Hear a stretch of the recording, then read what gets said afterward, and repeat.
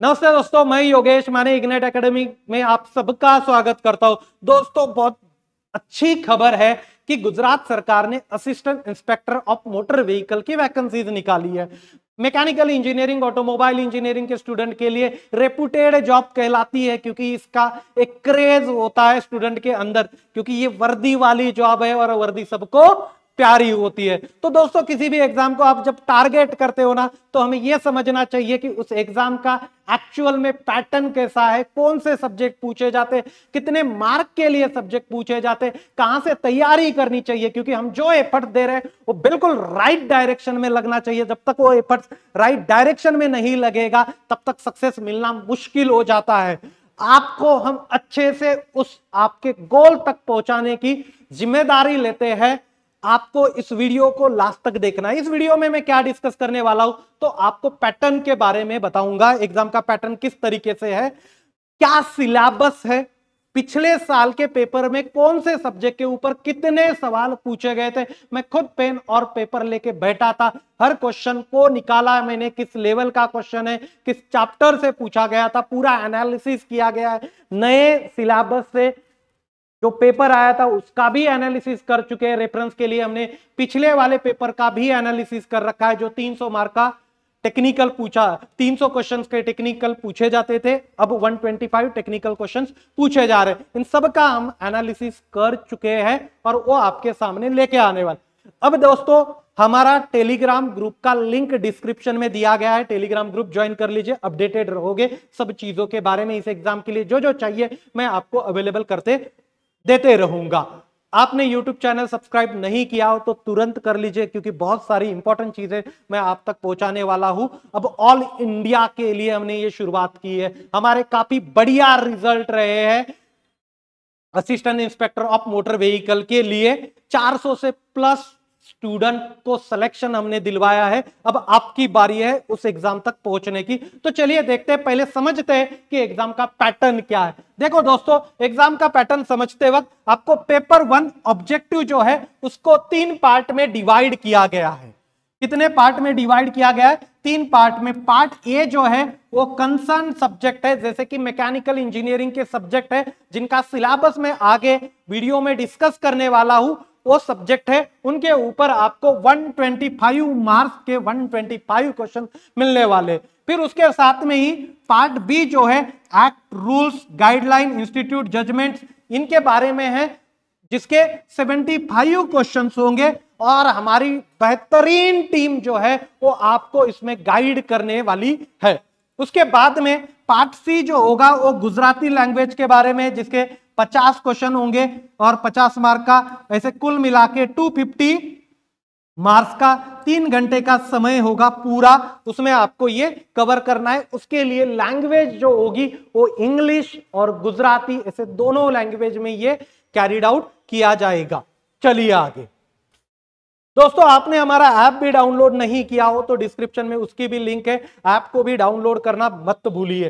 देखो, इस पूरे वीडियो के अंदर मैं जिस टॉपिक के ऊपर फोकस रखने वाला हूं वो 125 मार्क्स का टेक्निकल पार्ट है, ओके, जो कि कंसर्न सब्जेक्ट से रिलेटेड है, जिसका टोटल क्वेश्चन 125 मार्क्स के लिए आएंगे। और इंग्लिश और गुजराती, ऐसे दोनों लैंग्वेज में आपको पेपर में क्वेश्चंस मिलने वाले हैं। तो चलिए डिस्कस करते हैं पूरा अच्छे से सिलेबस। सबसे पहला जो सब्जेक्ट आने वाला है वो है आपका इंजीनियरिंग ड्राइंग। दोस्तों, इंजीनियरिंग ड्राइंग एक बेहतरीन सब्जेक्ट है, इजी सब्जेक्ट है, समझने के लिए भी है और क्वेश्चंस भी एग्जाम में इजी पूछे जाते हैं। क्लियर? तो देखिए, इंजीनियरिंग ड्राइंग के अंदर आपको क्या पूछा जाएगा? इंजीनियरिंग कर्व्स, जैसे आपको पता है इलिप्स, पैराबोला, हाइपरबोला, ये इंजीनियरिंग कर्व्स है। उनके इसेंट्रिसिटी के ऊपर सवाल पूछे जाते हैं। उन कर्व्स के बारे में बाकी जानकारीज भी अलग अलग तरीके से पूछी जाती है। फिर उसके बाद में साइक्लॉइड है, इन्वोल्यूट है, उनकी डेफिनेशंस पूछी जाती है। क्लियर? तो कर्व्स, इंजीनियरिंग कर्व्स सिंपल सा टॉपिक है। क्लियर? प्लेन को किस तरह से, आप कोन को किस तरह से कट करोगे, आपका कटिंग प्लेन का एंगल क्या होना चाहिए, उनके ऊपर आपको सवाल पूछे जाते हैं। फिर उसके बाद में ऑर्थोग्राफिक और आइसोमेट्रिक प्रोजेक्शन के ऊपर सवाल पूछे जाते हैं। जैसे कभी आपको पूछा जाएगा कि भाई सर्कल है, सर्कल को आप आइसोमेट्रिक में किस तरीके से देखना चाहोगे, तो हम उसको इलिप्स की तरह से देखते हैं। फिर उसके बाद में साइड व्यू कहां बनाया जाता है, फिर उसके बाद में आपका टॉप व्यू कहां होता है, फ्रंट व्यू कहां होता है, फर्स्ट एंगल ऑफ प्रोजेक्शन क्या है, थर्ड एंगल ऑफ प्रोजेक्शन क्या है, सेकंड और फोर्थ एंगल ऑफ प्रोजेक्शन क्यों यूज नहीं करते हैं, फर्स्ट एंगल ऑफ प्रोजेक्शन में टॉप व्यू कहां होगा, फ्रंट व्यू कहां होगा। इस तरीके से आपके जो बेसिक से सवाल है वो भी पूछे गए हैं और पूछे जाएंगे भी। क्लियर। फिर उसके बाद में फास्टनर, राइट, अलग अलग तरीके से जो बोल्ट है उनके बारे में सवाल पूछा जाता है, राइट, नट्स के बारे में, उनके प्रोफाइल्स के बारे में। और एक चीज याद रखिए, जनरल ड्राइंग के सेंस के बारे में भी सवाल पूछा जाता है। आप बोलोगे सर ऐसा कैसा सवाल पूछा जाता है जनरल सेंस के बारे में? जनरल सेंस का मतलब दोस्तों क्या है? जनरल सेंस का मतलब क्या है कि आप हिडन लाइन को किस तरह से दिखाना चाहते हो, विजिबल लाइन को किस तरह से दिखाना चाहते हो, आप डायमेंशंस लाइन को किस तरह से दिखाना चाहते हो, एरो का डायमेंशंस क्या होता है, जैसे उसकी लेंथ क्या होगी, 3 की है तो उसकी हाइट 1 की, राइट। तो इस तरह से आपको वो सवाल पूछे जाते हैं। फिर उसके बाद में प्रोजेक्शन ऑफ पॉइंट के ऊपर भी सवाल पूछे जाते, लाइंस के बारे में सवाल पूछे जाते, एचपी को पैरेलल लाइन कैसे बनाओगे, फिर उसका टॉप व्यू कैसे दिखेगा, कोई लाइन जो है परपेंडिकुलर टू वीपी है तो टॉप व्यू में कैसे दिखेगी, ऐसे ऐसे बेसिक बेसिक सवाल पूछे जाते हैं। फिर उसके बाद लिमिट फिट टॉलरेंस के ऊपर इंपॉर्टेंट टॉपिक है, मैकेनिकल इंजीनियरिंग के लिए काफी सवाल आपको लिमिट फिट टॉलरेंस के बारे में पूछे जाते, कितने ग्रेड्स है, फिर उसके बाद में इंटरफेरेंस फिट क्या होता है, फिर उसके बाद आपको कुछ डायमेंशंस गिवन होंगे, उसका क्लियरेंस निकाल लो, इंटरफेरेंस निकाल लो, ऐसे सवाल पूछे जाते हैं। काफी इजी, अंडरस्टैंड करोगे तो अच्छे से आप इसको बना पाओगे।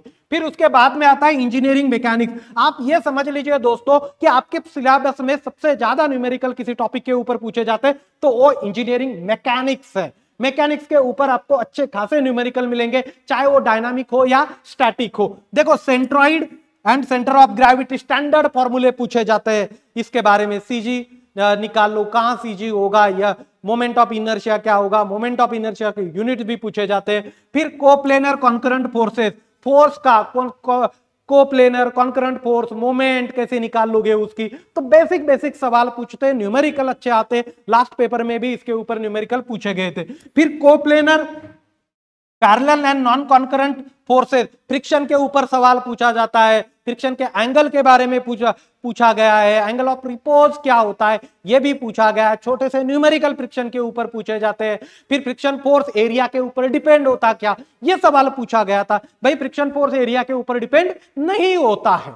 क्लियर। फिर उसके बाद में रेक्टिलिनियर मोशन, फिर उसके बाद curvilinear motion, centripetal force, work power energy, इसका कन्वर्जन, इसके ऊपर न्यूमेरिकल, इसकी डेफिनेशन, इनके ऊपर तक सवाल पूछे जाते हैं। फिर उसके बाद में सिंपल मशीन्स के ऊपर सवाल पूछे जाएंगे। देखिए फिर उसके बाद theory of machine, machine design और स्ट्रेंथ ऑफ मटेरियल, इनको कंबाइन किया गया है। खाली थ्योरी ऑफ मशीन और मशीन डिजाइन नहीं है इसमें, इसमें स्ट्रेंथ ऑफ मटेरियल भी ऐड किया गया है। आप बोलोगे सर स्ट्रेंथ ऑफ मटेरियल तो सिलेबस में दिख ही नहीं रहा, मगर इसमें स्ट्रेंथ ऑफ मटेरियल के कुछ चैप्टर्स को ऐड किया गया है। देखिए general consideration in machine design, mostly questions इसके ऊपर नहीं पूछे जाते हैं, right. Then fundamental units, last time unit क्या, प्रेशर का यूनिट पूछ लिया। क्लियर। अब इसको किसके अंदर कंसीडर करोगे भाई, फ्लूइड मैकेनिक्स में करोगे, किसमें, थर्मो में करोगे या फिर डिजाइन में करोगे, क्योंकि इधर तो लिखा हुआ है। क्लियर। तो बेसिक से जो कॉमन सेंस वाले यूनिट होते हैं वैसे ही यूनिट पूछे जाते हैं। फिर उसके बाद में डिराइव्ड यूनिट, राइट, मतलब कुछ फंडामेंटल यूनिट्स है। कितने फंडामेंटल यूनिट है भाई, 7 फंडामेंटल यूनिट है। फिर बाकी जो यूनिट है वो डिराइव्ड यूनिट है। कौन से 7 फंडामेंटल यूनिट है भाई, करंट का यूनिट है, लेंथ का है, मास का है, इन सबके ये 7 बनते हैं, बाकी सब डिराइव्ड है इनसे। क्लियर। फिर उसके बाद में स्ट्रेस स्ट्रेन, ये फॉर्म का क्वेश्चन बनता है इनके ऊपर। बेयरिंग स्ट्रेसेस, देखो बेयरिंग्स के ऊपर भी सवाल पूछेंगे, टाइप्स ऑफ बेयरिंग के ऊपर, कौन सी बेयरिंग कहां यूज करेंगे, कौन सी बेयरिंग रेडियल लोड लेती है, कौन सी बेयरिंग थ्रस्ट लोड लेती है, ऐसे सवाल पूछे गए इनके ऊपर। फिर टॉर्शन एंड बेंडिंग स्ट्रेसेस के ऊपर, बेंडिंग स्ट्रेस कहां मैक्सिमम होती है, टॉर्शन के फॉर्मूले पूछे गए, बेंडिंग के फॉर्मूले पूछे गए हैं। क्लियर। फिर उसके बाद में पावर ट्रांसमिशन, बहुत सारा पावर ट्रांसमिशन का क्वेश्चन तो ऑटोमोबाइल से आया हुआ है, राइट, मगर यहां उनको क्या बोलना है, शाफ्ट के बारे में क्वेश्चन पूछेंगे, कीज के बारे में पूछेंगे, वो पावर ट्रांसमिशन के अंदर कंसीडर की जाती है। फिर उसके बाद में फ्लाईव्हील और गवर्नेंस के ऊपर क्वेश्चन पूछे गए। फ्लाईव्हील के ऊपर काफी पॉपुलर सवाल पूछा गया है कि जो इंजन के फ्लक्चुएशंस है उनको कौन कम करता है, तो उसका काम क्या है, फ्लाईव्हील, राइट। गवर्नर के ऊपर, गवर्नर के बेसिक्स जो है स्टेबिलिटी, हंटिंग, इनके ऊपर सवाल पूछे गए। फिर उसके बाद में फ्रिक्शनल क्लचेस, क्लचेस डिजाइन में भी है और ऑटो में भी है। डिजाइन में जो क्लच है वो डिजाइन रिलेटेड सवाल करता है और ऑटो वाला डिफरेंट टाइप्स वगैरह के रिलेटेड क्वेश्चंस उसके पूछे जाते हैं। फिर ब्रेक, गियर एंड बियरिंग, इधर देखो आपको गियर को टॉर्म के हिसाब से भी पढ़ना है और डिजाइन के हिसाब से भी पढ़ना है, जैसे कि इंटरफेरेंस क्या होता है, फिर उसके बाद में गियर की terminology, spur gear, helical gear, फिर उसके बाद में वर्म एंड वर्म व्हील, इनके ऊपर भी सवाल पूछे जाते हैं। फिर बैलेंसिंग एंड वाइब्रेशन के ऊपर, राइट। बैलेंसिंग में क्या, स्वेगिंग कपल पूछा जाता है, ट्रैक्टिव फोर्स पूछा जाता है, प्राइमरी अनबैलेंस फोर्सेस पूछे जाते हैं, सेकेंडरी अनबैलेंस फोर्सेस पूछे जाते हैं, ऐसे सवाल पूछे जाते हैं। फिर वाइब्रेशन के ऊपर बेसिक से सवाल, छोटे छोटे न्यूमेरिकल पूछे जाते हैं वाइब्रेशन के ऊपर। क्लियर। वाइब्रेशन के ऊपर आपको एक आधा तो सवाल मिलेगा कि नेचुरल फ्रीक्वेंसी निकाल लो, क्रिटिकल वेलोसिटी निकाल लो, राइट। वर्लिंग ऑफ शाफ्ट क्या होता है, इनके ऊपर सवाल पूछे जाते हैं। क्लियर। कभी डैंपिंग फैक्टर पूछा जाता है, उनके यूनिट्स पूछे जाते हैं। क्लियर। बेसिक से सवाल पूछे जाते हैं। फिर उसके बाद में नॉन कन्वेंशनल एनर्जी सोर्स, बहुत ही लॉजिकल सवाल पूछे जाने वाला टॉपिक है दोस्तों, राइट। क्या पूछेंगे आपको, कौन सा रिन्यूएबल सोर्स है, कौन सा नॉन रिन्यूएबल है, कौन सा पोल्यूटिंग है, बायोमास को जलाने से क्या होगा, राइट। फ्यूल सेल क्या है, सोलर कलेक्टर के बारे में, ऐसे बेसिक से विंड टरबाइन के बारे में, कभी विंड पावर के बारे में कैसे निकाली जाती है, आपको टाइडल पावर्स के बारे में पूछेंगे, जियोथर्मल के बारे में, मगर बहुत ही बेसिक से सवाल पूछेंगे। बहुत सारे क्वेश्चन तो आप जस्ट लॉजिकली उसको सॉल्व कर सकते हो। हमने तो बहुत अच्छे से इसको कवर कर रखा है अपने कोर्स के अंदर, राइट। मतलब बहुत ही बढ़िया। अरे टेस्ट सीरीज तो इतनी बढ़िया दे देते हैं आप, टेस्ट सीरीज के बारे में मतलब लगभग 20,000 एमसीक्यूज की टेस्ट सीरीज है। उस टेस्ट सीरीज को सॉल्व करोगे ना तो आपको कुछ और करने की जरूरत नहीं पड़ेगी, राइट। तो चलिए अब देखो रिन्यूएबल सोर्स ऑफ एनर्जी में, ओके, इसमें देखिए हाइड्रोजन है, सोलर है, विंड है, बायोमास है, tidal and geothermal energy, right. अलग अलग सोर्सेस है, इनके ऊपर काफी लॉजिकल से सवाल पूछे गए। एक्सक्लूसिवली ही पढ़ना चाहिए ऐसी जरूरत है नहीं, मैं वेटेज लास्ट में इन सबका बताने वाला हूं। अब देखो थर्मोडायनामिक्स, उसके बाद में थर्मल इंजीनियरिंग। अब इन्होंने क्या किया, थर्मोडायनामिक्स, फिर उसी के साथ आरएसी के क्वेश्चंस भी एडजस्ट कर लिए, फिर उसी के साथ हीट ट्रांसफर भी कर लिया, फ्लूइड मैकेनिक्स भी कर लिया और थर्मल नाम उसके साथ अटैच कर लिया। क्लियर। बहुत क्वेश्चन पूछे जाते हैं कलेक्टिवली मिला के और इजी टाइप के क्वेश्चन होते हैं। देखो इसमें मिनिमम क्वालिफिकेशन जो है वो डिप्लोमा है। क्लियर। तो डिप्लोमा के स्टूडेंट को सामने रख के ये क्वेश्चन को लगाया जाता है। इसमें देखिए basic concept of thermodynamics, first law, second law, right. Heat, work, heat के बारे में, वर्क के बारे में, इन पे सवाल पूछे जाते हैं। क्लियर। आपको वर्क के अलग अलग फॉर्मूले पूछेंगे, राइट। जीरोथ लॉ के बारे में पूछ दिया, थर्मोडायनामिक्स, एक बार तो law of conservation of energy पूछ लिया भाई, या और क्या बताइए। फिर उसके बाद में प्रॉपर्टीज के बारे में सवाल कर लिया, फिर उसके बाद में टाइप्स ऑफ सिस्टम के बारे में सवाल कर लिया। क्लियर। तो first and second law of thermodynamics, उसके साथ cycles, fluid statics, kinematics and dynamics. Okay, अब देखो फ्लूइड्स के अंदर प्रॉपर्टीज पूछी जाती है, सरफेस टेंशन के ऊपर काफी सवाल पूछे जाते हैं। उसके बाद में आपको फ्लो, यहां देखा flow measurement, orifice meter and pipe, flow measurement के बारे में काफी बार सवाल पूछे गए, बर्नौलीज इक्वेशन पे सवाल पूछे गए। फिर उसके बाद में इंपैक्ट ऑफ जेट, ज्यादा करने की जरूरत नहीं, उतना इंपॉर्टेंट है नहीं। वर्किंग ऑफ पंप, पंप तो काफी फेवरेट है, पंप के ऊपर हर साल क्वेश्चन और रिपीटेड भी क्वेश्चन आते हैं दोस्तों। क्लियर, ऐसा नहीं है। फिर उसके बाद में modes of heat transfer, right. अब इसमें कंडक्शन, कन्वेक्शन, रेडिएशन, राइट, ये तीनों मोड के ऊपर, हीट एक्सचेंजर के ऊपर बेसिक सवाल पूछे जाते हैं, राइट। बहुत ज्यादा आपको डिफिकल्ट सवाल पूछे नहीं जाएंगे, आपको ज्यादा डिफिकल्ट सवाल पूछे नहीं जाएंगे, राइट। सो बेसिक से सवाल आपको किए जाते हैं। फिर उसके बाद में देखिए fundamentals of refrigeration and air conditioning के ऊपर सवाल पूछे जाते हैं, राइट। आरएसी के ऊपर अच्छे खासे सवाल पूछे गए, हर साल पूछे गए। रेफ्रिजरेंट के बारे में पूछा गया, कौन कौन सा रेफ्रिजरेंट कहां यूज होता है उसके बारे में पूछा गया है। फिर vapour compression cycle, vapour absorption cycle, इनके बारे में भी सवाल अच्छे खासे किए गए हैं और करते रहते हैं। क्लियर। इंटरनल कंबशन इंजन मतलब मोस्ट फेवरेट इस एग्जाम का सब्जेक्ट कोई होगा तो इंटरनल कंबशन इंजन और आईसी इंजन, वैसे भी काम भी उसी से रिलेटेड होता है। आप आईसी इंजन और फिर उसके बाद में ऑटोमोबाइल का एक पार्ट भी नहीं छोड़ सकते, एक चीज भी छोड़ोगे तो समझ लेना you are compromise the mark, right. आपको एक पार्ट भी नहीं छोड़ सकते। इतने सारे क्वेश्चन पूछे गए भर भर के, किसी पार्ट को छोड़ा नहीं उन्होंने, क्लियर, किसी पार्ट को नहीं छोड़ा। देखो आईसी इंजन के parts and their functions, IC engine का हर पार्ट, उसका पार्ट, उसका फंक्शन क्या होता है, किस मटेरियल से बनता है और उसको कौन से मैन्युफैक्चरिंग प्रोसेस से मैन्युफैक्चर किया जाता है, इन सभी पे क्वेश्चन पूछे गए। फिर उसके बाद में IC engine type, right, classification, types of fuel used in IC engine and their property, fuel भी है, उसका इमिशन भी है और उसके कंट्रोल्स भी है, इन सब पे सवाल किया गया है, clear. Working of petrol and diesel engine, okay, CI SI engine, दोनों उनकी नॉकिंग, डिटोनेशन, उनकी वर्किंग, ओके, 2 स्ट्रोक होगा तो 4 स्ट्रोक 2 स्ट्रोक के बीच में क्या डिफरेंस है, पेट्रोल डीजल के बीच में क्या डिफरेंस है, सीटेन नंबर, ऑक्टेन नंबर, इन सब पे सवाल किए गए हैं, राइट। फिर उसके बाद में fuel injection system, okay, for petrol, diesel, LPG, CNG, MPFI, cooling lubrication system of IC engine, मतलब पूरे आईसी इंजन के सिस्टम सब पे सवाल आया हुआ है।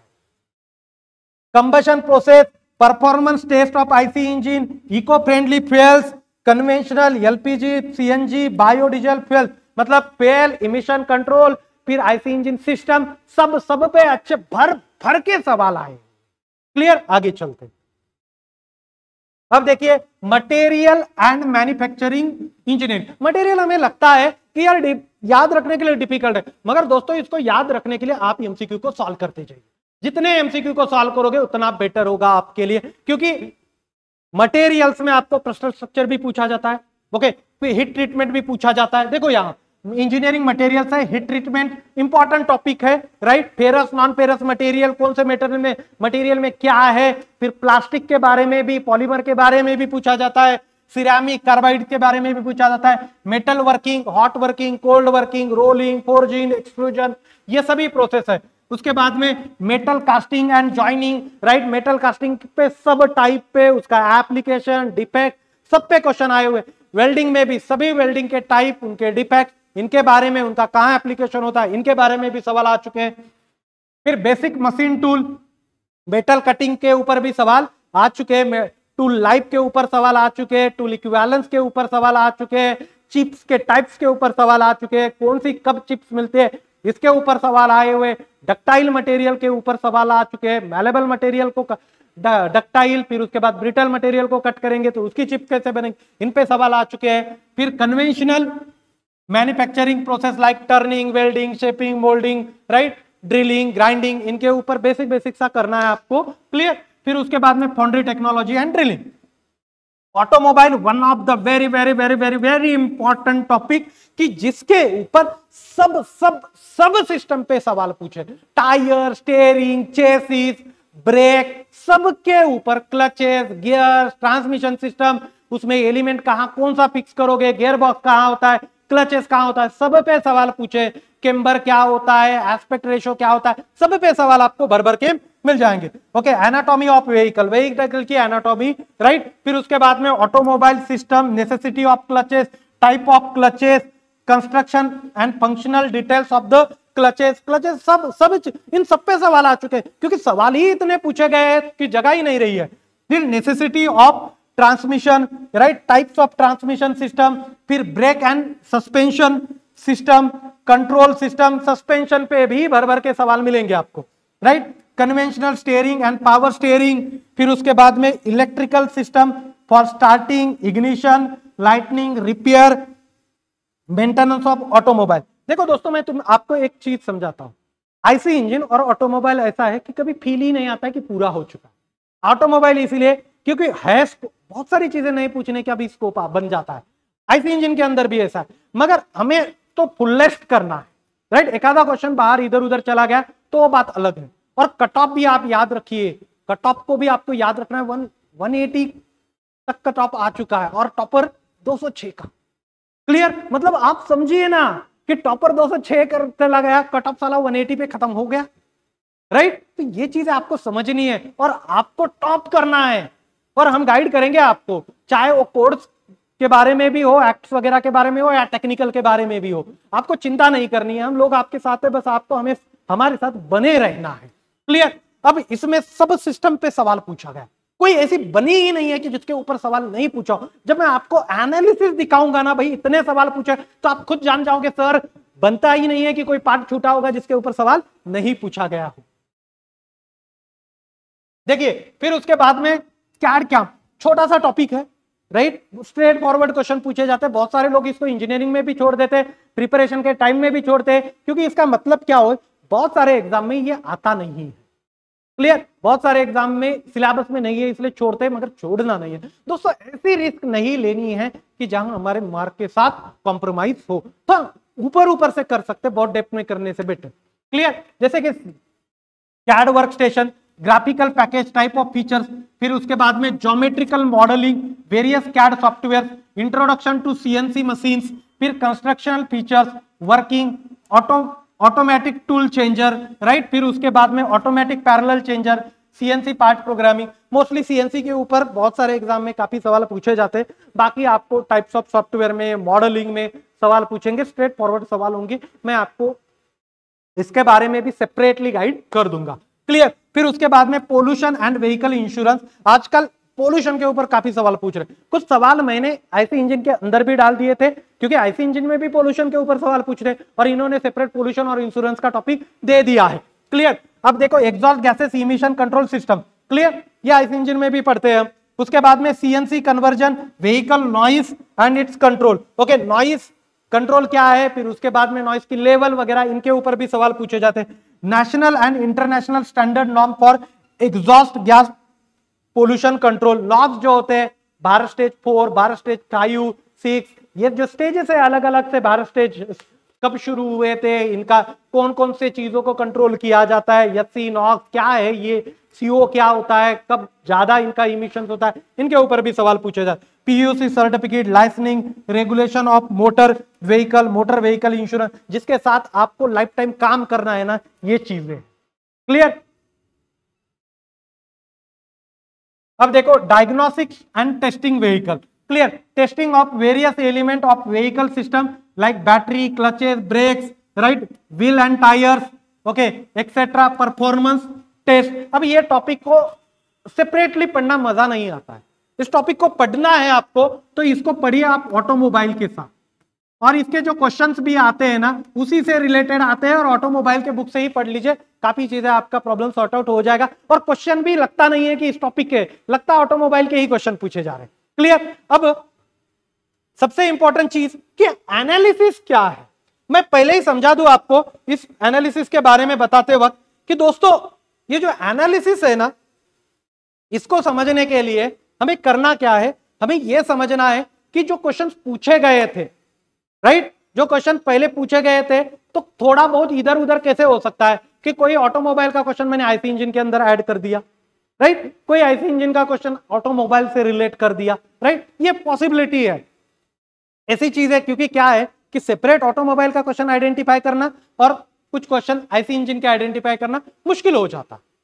क्लियर। तो आपको ऐसे थोड़े से वेरिएशन मिल जाएंगे, जो कि कुछ क्वेश्चंस कभी कभी क्या होता है कि आपको पूछा गया है कि कनेक्टिंग रॉड किससे बना हुआ है, राइट, मैंने उसको कभी मटेरियल में एडजस्ट कर लिया तो कभी आईसी इंजन में, तो थोड़ा बहुत वेरिएशन इनका आता है। अब मैंने देखो ये पुराने सिलेबस वाले 2016 2019 जब टेक्निकल के आपको 300 क्वेश्चन आया करते थे, और ये 2021 का नया पैटर्न वाला क्वेश्चन है।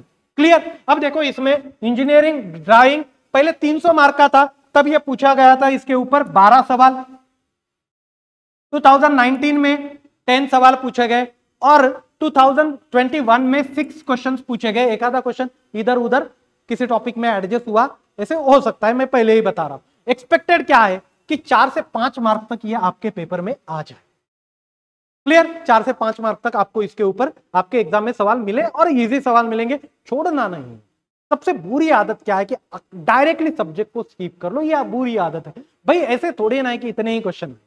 क्लियर। हो सकता है उनको लगा कि चलो 10 क्वेश्चन के लिए पूछ लेते हैं, ये तो एक्सपेक्टेड है ना, इसलिए छोड़ना नहीं चाहिए। इसे एक आधा पार्ट छोड़ दो जो डिफिकल्ट लगे हो। इंजीनियरिंग मैकेनिक्स न्यूमेरिकल पूछे जाने वाला सवाल है, राइट, 2016 में 14 क्वेश्चन थे, 2019 में 26 क्वेश्चन पूछे गए। अब बोलोगे सर इतने क्वेश्चन पूछे गए, क्लियर। फिर उसके बाद में 21 में 8 सवाल पूछे गए, एक्सपेक्टेड है 7 से 8 सवाल तक क्वेश्चन इसके ऊपर पूछे जाए, क्लियर। टॉम और मशीन डिजाइन कंबाइन करके देखो 2016 में 26 जब 300 मार्क का पेपर हुआ करता था, 19 में 52 और 21 में 17, क्लियर। फिर उसके बाद में एक्सपेक्टेड हमें अब 10 से 15 क्वेश्चन है, इतने क्वेश्चन इसके ऊपर आएंगे, क्लियर। फिर उसके बाद में रिन्यूएबल सोर्सेस ऑफ एनर्जी 16 में 300 क्वेश्चन थे तो 21, फिर 19 में 10, 21 में 3 थे, हमें एक्सपेक्टेड है 5 से 6 सवाल, क्योंकि आजकल रिन्यूएबल पे क्वेश्चन पूछे जाते, लॉजिकल क्वेश्चन पूछे जा रहे हैं। Thermodynamics and thermal sciences, clear. 2016 में 36 क्वेश्चन, 19 में 36 क्वेश्चन, 21 में 16 क्वेश्चन, हमें लगता है 18 से 20 तक क्वेश्चन आने चाहिए, क्योंकि इसमें काफी सब्जेक्ट एडजस्ट किए गए हैं। फिर उसके बाद में इंटरनल कंबशन इंजिन, देखो 66 क्वेश्चन यहां, 71 क्वेश्चन 19 में, फिर 21 में 24 क्वेश्चन, एक्सपेक्टेड क्वेश्चन आपको 20 से लेकर 25 तक होंगे। फिर उसके बाद में ऑटोमोबाइल इंजीनियरिंग में देखो ये दोनों सब्जेक्ट काफी इंपॉर्टेंट है, बहुत ही इंपॉर्टेंट है, इससे एक भी चीज नहीं छोड़ सकते आप। ऑटोमोबाइल में 84 क्वेश्चन, कब 2006, 84 क्वेश्चन, 84 66 कितने हो रहे भाई, ये 6 ऊपर के इधर ऐड कर दो, 90 प्लस 60 150 क्वेश्चन, तो आधा पेपर तो ये दोनों ही ले गए, क्लियर। फिर 19 में 67, फिर 21 में 19, राइट। हमें एक्सपेक्ट करना है इन दोनों का मिला के 50 क्वेश्चन तो बनने चाहिए एग्जाम, 50 क्वेश्चन के आसपास आउट ऑफ 125, कितना वेटेज है, राइट, बहुत ज्यादा वेटेज दिया गया। फिर उसके बाद में मटेरियल, उसके बाद manufacturing and engineering, manufacturing engineer 34 questions, 16 में 28, 19 में 20, 21 में क्वेश्चन 1820 तक आएंगे, क्योंकि प्रोडक्शन काफी एग्जाम्स में पूछा जाता है। फिर कैड कैम के देखो पहले तो दोनों पेपर में 16 और 19 में पूछा ही नहीं गया था, 21 में 4 क्वेश्चन पूछे गए थे, 3 से 4 क्वेश्चन के ऊपर ज्यादा पूछते नहीं है उस सब्जेक्ट को। Pollution and vehicle insurance, right, पहले दोनों में ही नहीं पूछा गया था, 21 में 5 मार्क के लिए, 4 से 5 मार्क के लिए आप एक्सपेक्ट कर सकते हो। फिर diagnostic and testing of vehicle, इसके 21 में 4 सवाल पूछे गए थे, राइट, 4 से 5 सवाल आप एक्सपेक्टेड कर सकते हो। कुछ क्वेश्चन पिछले बार इलेक्ट्रॉनिक्स वगैरह में भी पूछे गए थे, 7-8 क्वेश्चन, मगर अब उनका कोई स्कोप बचा नहीं है, क्योंकि न्यू सिलेबस में उनका पार्ट नहीं दिया गया है। तो ये पूरा हमारा एनालिसिस है दोस्तों, क्लियर। और इसके लिए मैंने काफी समय देके मैं आपके सामने लेके आया हूं। इग्नाइट एकेडमी के सभी प्लेटफॉर्म को सब्सक्राइब करके रखिए, क्योंकि ये जो प्रिपरेशन के लिए ना सबसे बेस्ट एकेडमी है, राइट, सबसे बेस्ट एकेडमी है। आपको किसी भी assistant inspector of motor vehicle के बारे में, आरटीओ डिपार्टमेंट की कोई भी बाकी भी एग्जाम्स हो, उसके लिए बेस्ट रिजल्ट देने वाली एकेडमी है। हमारे टेलीग्राम चैनल को सब्सक्राइब करिए, लिंक डिस्क्रिप्शन में आपको मिल जाएगी, टेलीग्राम चैनल है। फिर उसी के साथ में हमारा यूट्यूब का चैनल बना हुआ है, ignite AMVI MVI exams preparation, clear. फिर हमारा ऐप भी डाउनलोड करिए, आपको उसकी भी लिंक डिस्क्रिप्शन में मिल जाएगी। आपके कुछ भी डाउट्स हो इसके बारे में तो कमेंट कर दीजिए, मैं उनके ऊपर वीडियो लेके आऊंगा, और सेपरेटली हर टॉपिक के ऊपर वीडियोस लेके आने वाला हूं। टॉम, फिर उसके बाद में ऑटोमोबाइल, IC इंजन, इनके ऊपर क्या क्या चीजें इंपॉर्टेंट है ये भी मैं कवर करने वाला हूं। फिलहाल के लिए रुकता हूं, ज्यादा लंबा वीडियो हो रहा है इसलिए रुक रहा हूं। Thank you so much guys for listening, thank you so much.